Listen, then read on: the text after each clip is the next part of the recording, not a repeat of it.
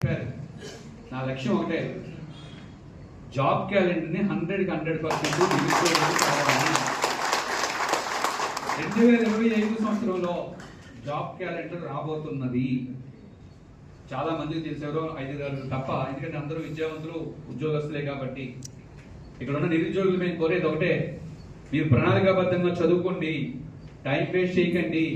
2025 నుంచి 2029 4 సంవత్సరాల్లో every year కేంద్రంలో యూపీఎస్సీ ఎలాగైతే జాబ్ క్యాలెండర్ ఇస్తుందో, మన రాష్ట్రంలో కూడా ఎవ్రీ ఇయర్ ప్రభుత్వ ఉద్యోగాల్లో ఎన్ని ఖాళీలు ఉన్నాయో అన్ని ఖాళీల్లో ఎంత వీలైతే అన్ని ఖాళీలు ప్రణాళికాబద్ధంగా ఎవ్రీ ఇయర్ తీయడానికి సిద్ధంగా ఉన్నారు.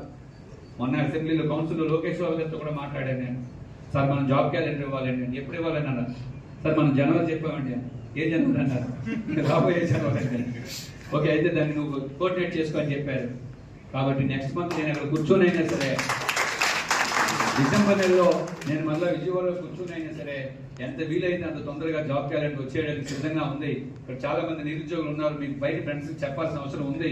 చెప్పండి ఏంటంటే, ప్రస్తుతం ఉన్న గ్రూప్ 2, గ్రూప్ 1, డిప్యూటీ ఈఓ 19 నోటిఫికేషన్లు ఇవన్నీ పూర్తి అవ్వడానికి 2025 జూన్, జూలై అవడానికి అవకాశం ఉంది. కాబట్టి ఏపీఎస్సీ చైర్మన్ మేడం గారు ఏమంటున్నారంటే, ఇవి అయిన తర్వాత మనం జాబ్ క్యాలెండర్ ఇద్దామని మేడం గారు అన్నారు. మేము చెప్పేది ఏంటంటే, క్యాలెండర్ ముందించేద్దాం. క్యాలెండర్ ముందించేస్తే నోటిఫికేషన్ ఎప్పుడు, ప్రిలిమ్స్ ఎగ్జామ్ ఎప్పుడు, మెయిన్స్ ఎగ్జామ్ ఎప్పుడు, ఇంచుమించు 10 to 2 months గా ఇచ్చేస్తే స్టూడెంట్స్ దానికి అనుగుణంగా చదువుకుంటారు.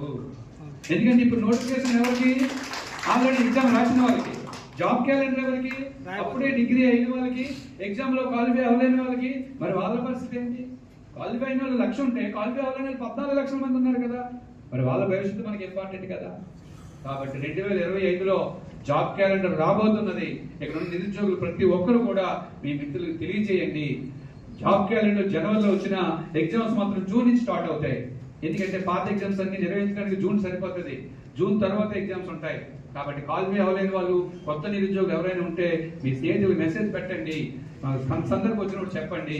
2025 జూన్ తర్వాత కొత్త పరీక్షలు పెట్టడానికి సిద్ధంగా ప్రభుత్వం ఉందనే విషయాన్ని మీరు చెప్పాలని నేను కోరుతున్నాను. అలాగే ఉపాధ్యాయులు